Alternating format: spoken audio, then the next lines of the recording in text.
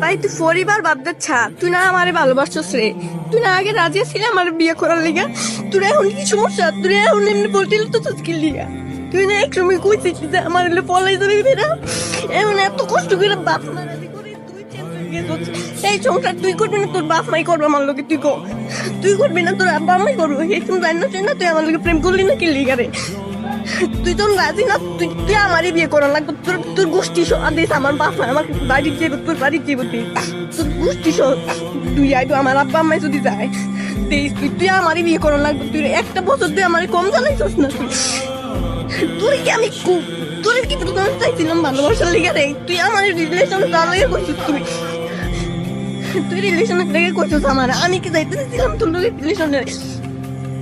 আচ্ছা তুই রাজি না? না তুই গোষ্ঠী চৌদিস, তুই আইব। আমার বাপ মাই যদি যায় তোর বাড়ি যাইব, তুই একদিনের ভিতরে দিয়ে যাইব। তুই রেডি থাইস।